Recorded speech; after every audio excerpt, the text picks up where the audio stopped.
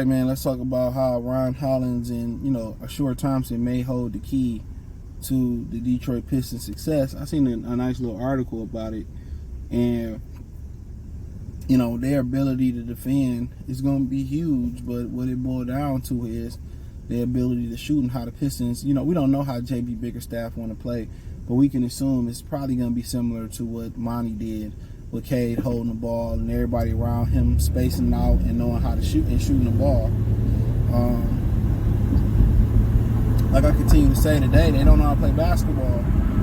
So the coaches really can't coach how they want to coach because a lot of the kids never learned to run a traditional offense because they didn't really go to college like that.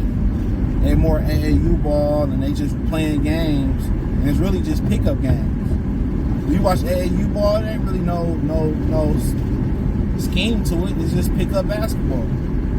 They're not running offenses like that, or they just, it's like going to LA Fitness, throwing the ball up 5-on-5. So a lot of these guys don't really understand backdoor cuts, picks, down screens. You know what I'm saying? Pin downs, because they don't go to college to learn them, and that's kind of why the international.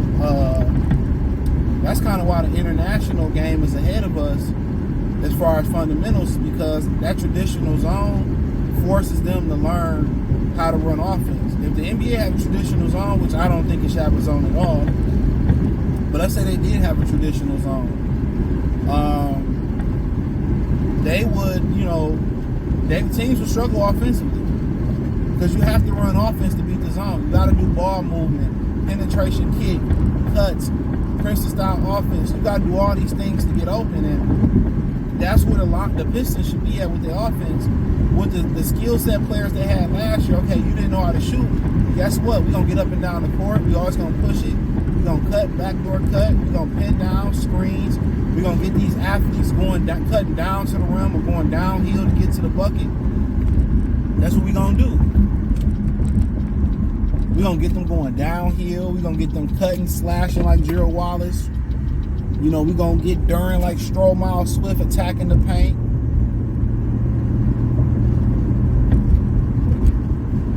But for Thompson and Ron Hollins, really, they're going to defend at a high level.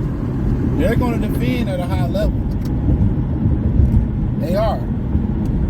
But can they give you something offensively? And if they can stay on the floor offensively, as far as not being offensive liabilities, getting to the line, knocking down open shots consistently, then it can turn this thing all the way around.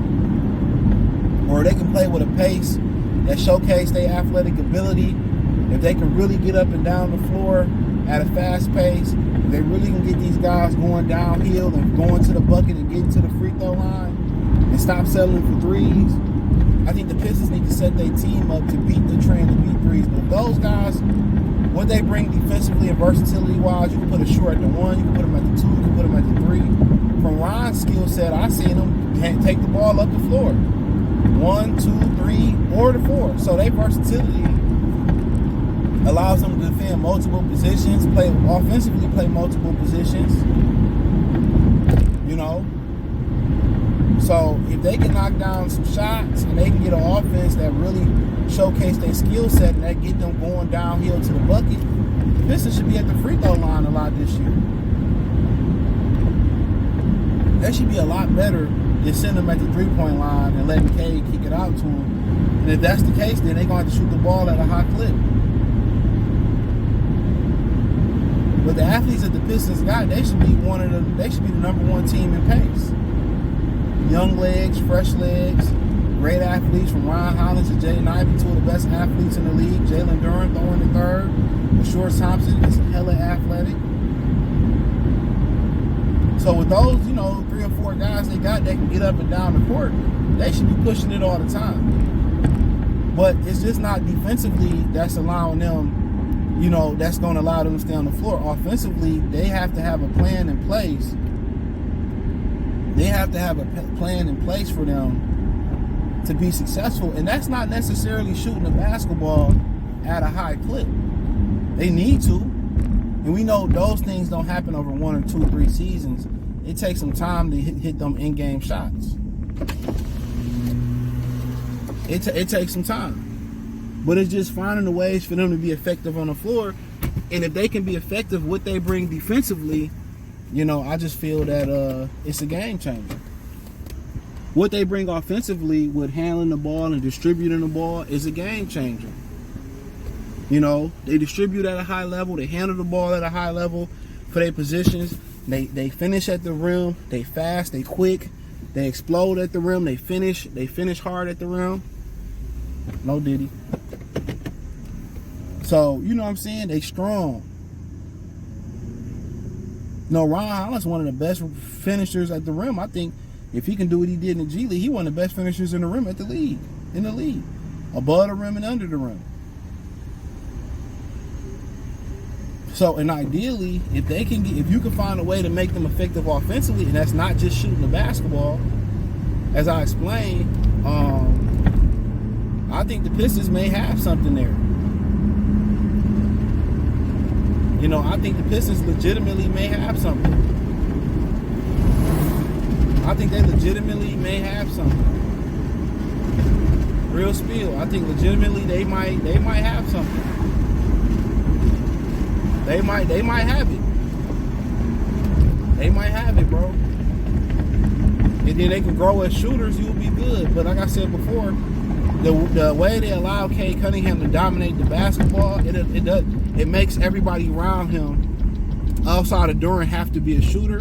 And a lot of people believe, like I believe, that he slows the pace down. He's slowing them down not to play with speed. So a lot of people believe that. So if you take him off the ball a little bit more, I think he'll be a more efficient scorer. I think he'll be a more efficient player. You know what I'm saying? He'll be a more effective player. The team will be more effective. Like I said today, but when you empower a guy like Cade Cunningham and give him the keys to the franchise before he earned it, it's like, okay. It's like, all right. But, yeah. So I found that funny, man. But, hey, it is what it is, man. Let me know what you girls and guys think, man. Thumbs up the video, share the video, subscribe to the channel. That subscribe button is the bell icon button. Hit all notifications, increase your chance to get notifications. We go live or drop a video. Hit the link tree. You can find me on X, Instagram, Spotify, Anchor, Cash App, Venmo, PayPal, Spotify. Don't forget, check out the channel out of Goodfella TV. Hit that link tree. Check out the Patreon. I guarantee you won't be disappointed. But yeah, check out Detroit Pistons Talk playlist. Appreciate the love and support. Peace.